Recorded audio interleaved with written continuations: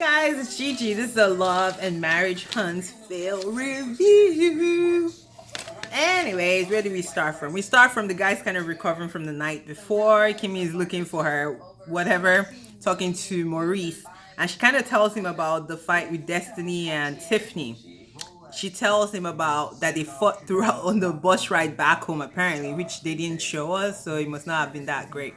But yeah, she's like, she thinks Destiny is putting 10 on 20 and acting out too much. Like, why would you drag this girl? Like, this girl is of no significance to your life. Which, yeah, I guess. Then we span back to the Whitlows. Tiffany is telling her husband about the fight. I don't know, but like, they're just annoying. Like, I can't do them. I can't feature them. I can't wait for next season when they are off. They just don't seem to gel. Even the guy with the guys, her with the girls. I'm just like, their energy is just off. The Melody and Destiny kind of discuss the fight. The Melody is trying to show perspective of both sides, but Destiny is like, girl, you keep shutting me down when I want to address Tiffany, which is true because every time Tiffany will say something, Melody will let it go. Then when Destiny wants to say something, Melody is quick to be like, wait, but Tiffany didn't mean it like that. Is this piece of bread? Anyway, so Destiny kind of tells her, this is how I feel. She apologizes for making her feel that way. But she acknowledges that Destiny also has some fault in it and Destiny should be able to own it.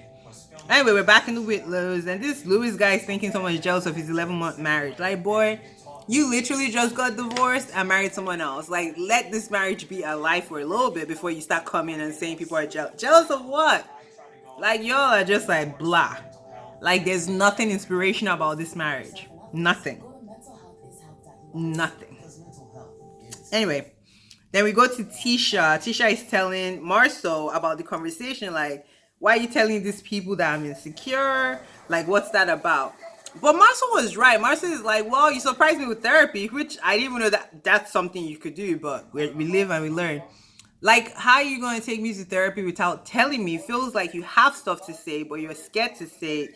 Maybe for fear of reaction. I don't know. But that was a very apt point because even at that point, she still wasn't 100% like honest and vocal about how this made her feel. Like, dude, you're embarrassing me in front of people. What are we doing? You're talking to them without talking to me because that's what, if my partner did that to me, I would have that conversation like, what is going on? We're not communicating effectively. And even at that point, she couldn't say. So they go back and forth. He tells her like, bruh, why are you listening to people that are not even married or people with crappy relationships? Which makes sense, but just because you've been together for 15 years doesn't mean it's a happy union. I met a lady who had been married for at least 40 years. She was in her 70s at this point. And she was just like, she's so pissed at herself for staying that long. So it's not about the quantity, I feel like. I feel like it's the quality. And Marsau always makes a point to say, we've been together for 15 years. We've been together for 15 years. But if only one of those years was good, then what's the point of being together for 15 years? It means that you're miserable. And we'll talk about that towards the end of the episode because he reveals some other things. So he's like, well, what can I do to make you feel better? And she's like, dude, I need more FaceTime. I need more time with you. It's always me and the kids. Kind of like she feels like a single mom. And he kind of acknowledges her, but dismisses her right away. So I'm just like, man, it's not toxic, but it's difficult. And I understand they've been married for 15 years. So he's probably not going to change. This is the version that she's going to live with or decide to not live with. So he says, well, I'm working for the family, I'm the breadwinner. Good and all, but can you be a father? Can you be my husband? I think that's what Tisha is asking for, and I don't think that's a big ask.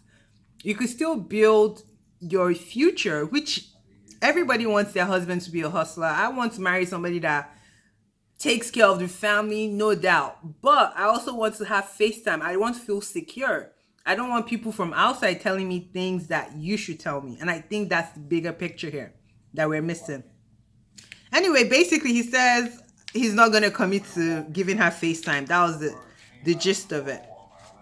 Then she brings up, which I don't know if this was how they edited it, because she had this serious emotional response to him not spending time with her all the insecurity she feels about their marriage. Then she spans to, oh, vow reunion renewal, that she wants to make it fun. And it was kind of like a joke because we just had this serious relationship conversation, and then you're talking about something playful that doesn't really add to our relationship.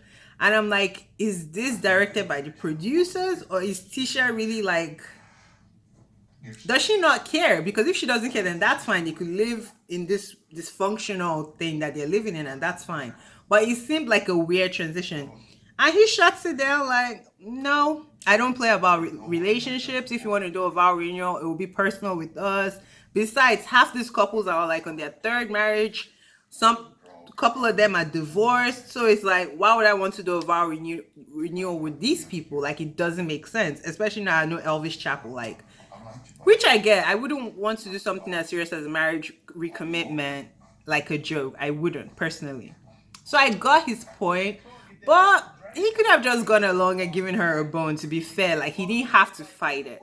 We understand you're shooting a show. That's probably something funny or something that would have tapped into your emotion, because I think she wants to hear, babe, I adore you. Babe, I want to be with you. And she doesn't get that enough. So he could have thrown her a bone and done a real private one when the cameras are gone. Like, you could do both. Like, you know.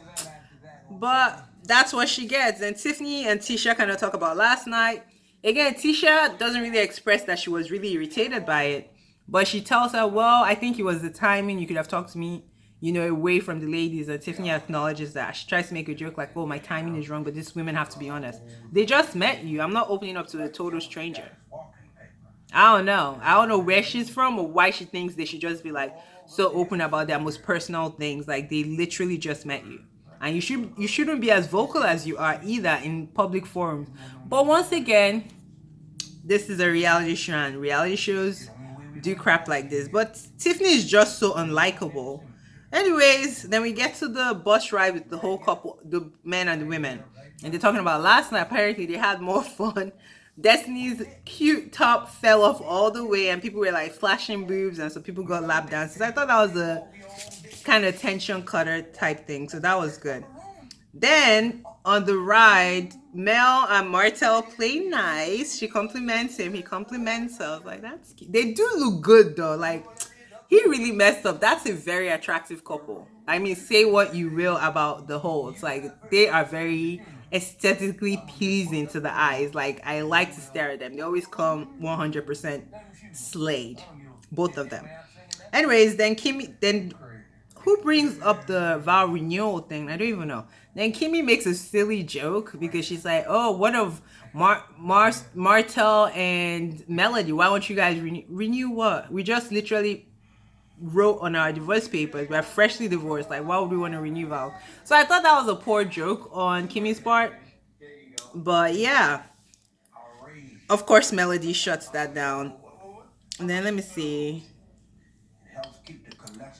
Then they get to this chapel.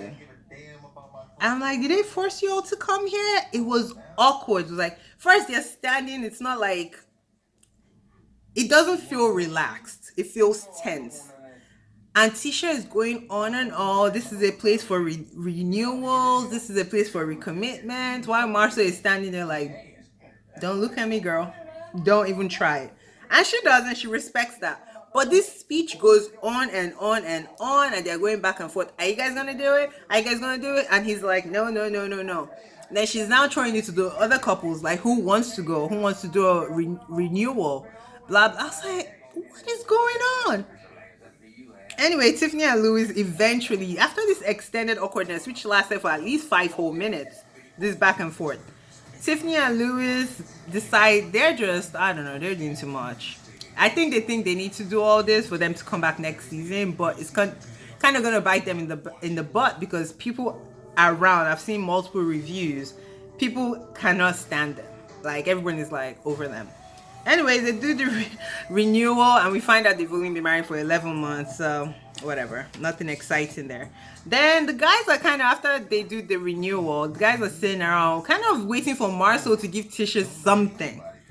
Like, tell this woman you love her, which I know you don't want to be bullied to say something, but it shouldn't be that hard to say, something nice about the mother of your kids, something nice about the woman you've been with for 15 years. So it was telling that he wouldn't say anything. I'm like, what's the big deal? Like, yeah, you don't want to fall to peer pressure, or you're acting like you don't want to fall to peer pressure, but just stand up, give a speech with like, Tisha, you know, you're my world. I don't even know. Like, I was feeling horrible. That whole chapel scene, just throw it all away, because that was a mess. I felt horrible for Tisha. Maurice is like, I don't feel bad for her. She should know her man. True. Because if you know your man, you know this is not his scene. Why would you even try it? Like, you're embarrassing yourself, and it was very, very awkward to watch. Like, the whole chapel scene. Anyway, so we get to the restaurant, and then Marsau, they bring up like all the activities and renewals and marriages and things they've celebrated. And Melody makes a point like, well, the holds are kind of done. Like, you're not going to be doing that anymore. Then Martell is like, girl, I'm getting remarried. Like, like, don't worry, it might be you or it might be somebody else, but I'm getting remarried. I love being married, which you can tell he does love being married. But yeah, it was just like funny for them to say. Then Marsau really, I know what's her name, Color Me Pink, Keisha Irvin always talks about how Marsau really is into Melody, which I think because he really pays attention to her in a way he doesn't do for Tisha, who is his wife. Like, Melody was like saying how, wow, I want to remarry somebody that didn't make me feel special, blah, blah, blah. Kind of like saying why their marriage fell apart. And Marsau was like, repeat yourself, because he missed a part of it. And then not only does he even acknowledge her, like kind of verbalizes that he agrees with her, that Martel was probably comparing himself with other men and thinking he was this great guy, when in fact he wasn't in a marriage. And I was just like, that is peculiar. But anyways, I was like, Marsau really fancies Melody. Like, that union would have been probably lit, because they are both very astute, and it's always good when the guy likes you more than him. I don't care what nobody says. Anyway, then we get serious, because Marsau starts talking about happiness and depression, and he states how happiness doesn't come first in a commitment, which I'm just like, oh my god. You could look at Tisha's face and you could tell they haven't had this conversation. So this was probably the first time she's hearing it, which is like, I don't know if he's trying to punish her, because that to me is like such an intimate conversation. Then he expresses how in this last year he's been kind of depressed, that he feels like maybe the weight of the world is kind of on his shoulders, and just things about relating to his relationship with Tisha, but he doesn't mention Tisha, but you could read between the lines. And he goes on, and he looks visibly sad, which is weird, because Marsau plays around with stuff, which, check on your strong friends, because people that do that and don't really feel their feelings are usually the ones at risk for taking their lives or falling into deep depression. So that was very interesting to see. And Tisha just looked like, oh my god, what is he talking about? The rest of the table acknowledged him, which is good. And we see that next episode, they kind of hash it out and talk more about it, which is good. I love it, because black people, we never really acknowledge our feelings. Depression, they tell you to pray it away. So this is good that a man is acknowledging that I might have some mental health issues, and that is okay, you know? And it's okay to express, it is okay to seek help, it's okay for you not to be okay. And I think that's something that in the black community we don't teach ourselves, to be free to not be okay. We always want to put on the best front, and sometimes it's not possible. Anyways, it was a good episode. It was light on the drama, which is fine. Last week I think had a lot of collision tracks, so we needed a little break from that. Anyways, love and marriage, Huntsville. Thank you guys. Bye. Like, subscribe, tell a friend, comment.